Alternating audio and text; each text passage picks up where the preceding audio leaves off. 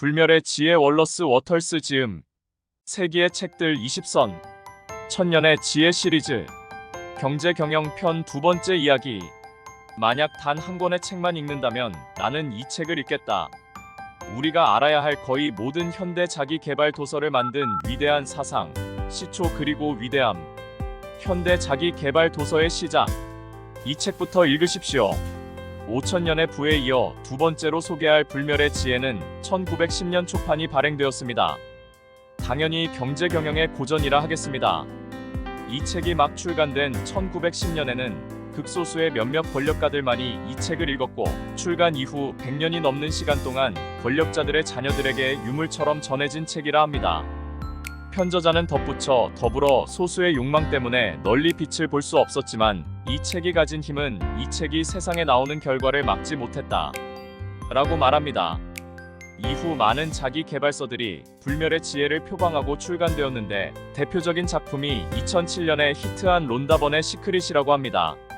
하지만 몇 년 후 단점이 드러나기 시작했는데, 자신의 바람이나 원하는 것을 생생하게 바라고 꿈꾸라 라는 메시지에 한 쌍의 진실이 함께 전해지지 못했기 때문이라고 합니다.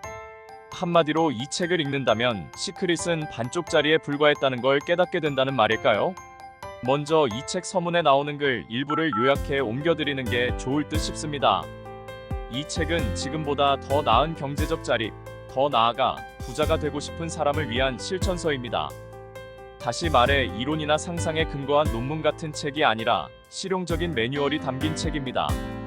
이 책은 나는 반드시 부자가 되겠다 라는 열망이 가득한 남녀를 위한 책으로, 철학이나 마음 공부는 나중에 하더라도 먼저 부를 얻고 싶어하는 사람들을 위해 쓰였습니다. 형이상학적 끌어당김을 깊이 연구하지 않았고, 부를 얻을 수단이나 기회도 얻지 못했지만 부자는 꼭 돼야겠다 라는 욕망에서 벗어난 적 없는 모든 사람, 어떤 과정도 거치지 않고 부를 얻는 행동만을 우선 따르고 싶은 사람들을 대상으로 쓰인 책입니다. 하나가 전체고 모든 것이 하나며, 하나의 실체가 물질 세계의 겉으로 보이는 많은 요소로 나타난다는 우주 이론론은 힌두교에서 유래된 이론입니다. 우주 이론론은 이후 200년 동안 서서히 서구 세계의 사상으로 자리 잡은 사상입니다. 그것은 모든 동양 철학의 기초이자 르네 데카르트, 바리으 스피노자, 고트프리드 라이프니치, 아르투어 쇼펜하우어, 게오르크 비렐름 프리드리히 헤겔 렐프 윌도, 에머슨 철학의 기초이기도 합니다. 먼저 소개한 5000년의 부에서는 자본 확보의 비밀을 여는 열쇠를 획득할 수 있었다면, 책 불멸의 지혜는 말 그대로 자본을 운용하는 기본 자세에 대한 비밀의 열쇠라 하겠다. 인생의 성공이란 스스로 되고 싶은 사람이 되는 것입니다. 그 과정에는 꼭 필요한 물건들이 있습니다. 또한 기회와 경험에 쓸 시간도 필요합니다. 하지만 이것들은 부유해졌을 때라야 자유롭게 사용할 수 있지 않습니까? 그러므로 부자가 되려는 것은 잘못된 것이 아닙니다. 모든 지식 중에 가장 필수적인 지식인 것입니다. 더 나아가 부유하고 충만하고 풍족해지려는 추구는 칭찬받아야 합니다. 오히려 부자가 되려는 욕망이 없는 사람이야말로 비정상입니다. 원하는 모든 것을 살 수 있을 만큼의 돈을 갖고 싶어 하지 않는 사람도 비정상입니다.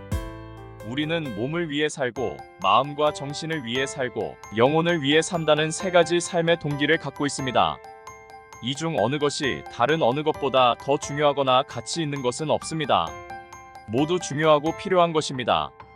몸, 마음, 영혼 중 어느 하나라도 부족하거나 충분하지 않으면 나머지도 온전하지 않게 됩니다. 영혼만을 위해 살면서 정신이나 육체를 부정하는 것은 옳지도 고귀하지도 숭고하지도 않습니다. 지성을 위해서만 살면서 몸이나 영혼을 부정하는 것도 잘못입니다.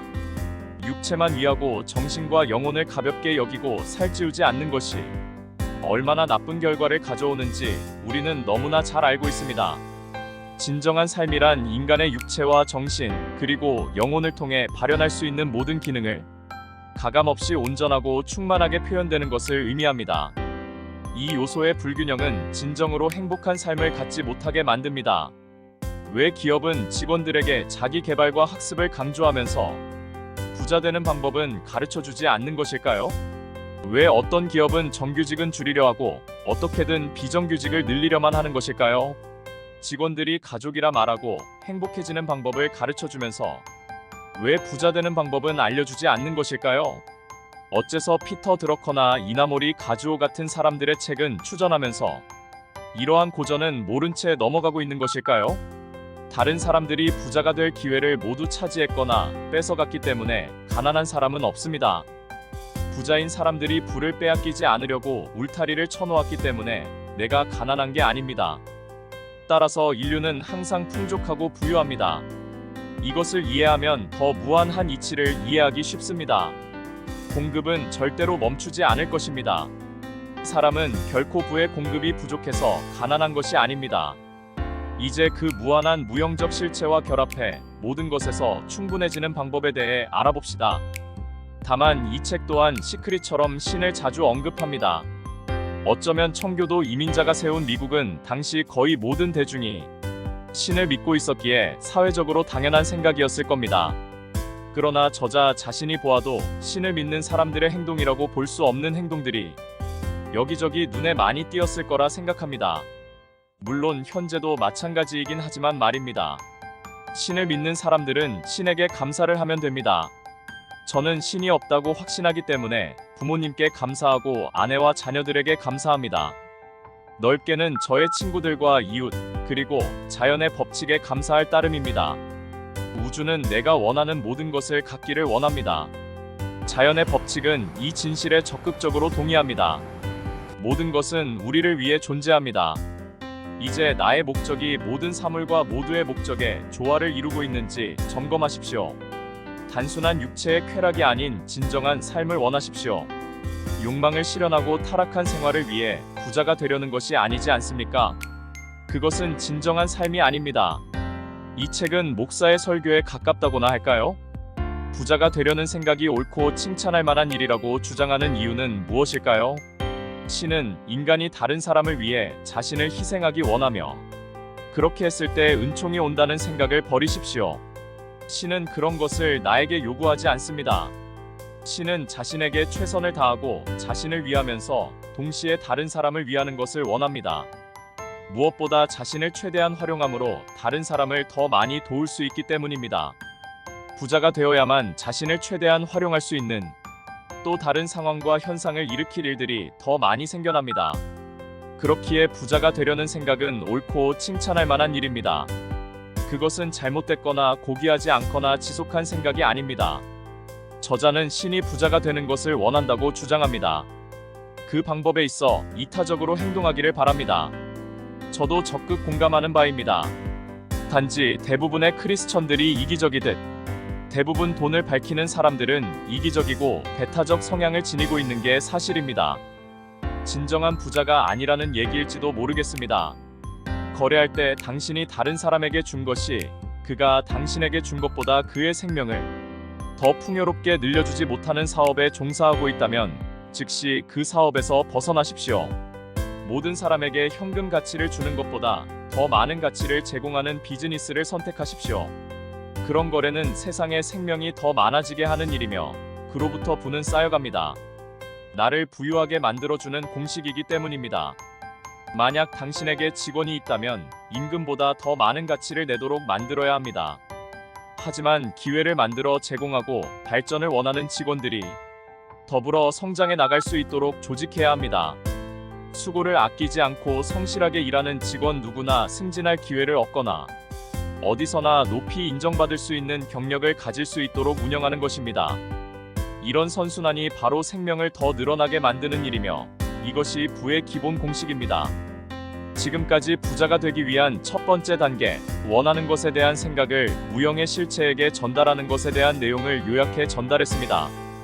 안타깝지만 머지는 여러분께서 책을 통해 얻으시길 추천드립니다. 다만 책을 읽다 보면 마치 신을 믿지 않으면 부자가 될 수 없을 듯 말하기도 하는데 그런 논리라면 삼성이란 기업이 성공해서는 안 되었습니다. 물론 페이스북 창업자 마크 저커버그와 애플 창업주 스티브 잡스는 무신론자입니다. 특히 스티브 잡스 종교는 불교였습니다. 혹시 불교가 신을 믿는 종교라고 오해하시는 분은 없으시길 바랍니다. 신을 믿느냐 믿지 않느냐는 중요하지 않습니다. 목적이 중요할 뿐입니다. 크리스천 중에 책의 내용을 가지고 설레발치는 얼간이들이 있지 않을까 싶어 드리는 말입니다. 나는 이 책에서 거의 모든 비밀을 알았고 이 책으로부터 모든 것을 잃었다. 시크릿은 이 책의 한 부분을 다뤘다. 시크릿의 저자 론다 번. 제 안에 그 어떤 것이 이 책의 페이지를 하나씩 넘기게 했습니다. 이 책을 읽는 동안 눈물이 책 위로 계속 떨어졌습니다. 그것은 제 마음속의 불꽃과 같았습니다. 그날 이후로 저는 매일 이 모든 것을 세상과 공유하고 싶다는 맹렬히 타오르는 불길이 되었습니다. 오프라 윈프리 쇼에 출연했던 론다 번의 인터뷰 중에서 그럼 천년의 지혜 시리즈 세 번째 책부의 기본기를 가지고 인사드리겠습니다. 지금까지 캔디맨의 고전 여행이었습니다. 감사합니다.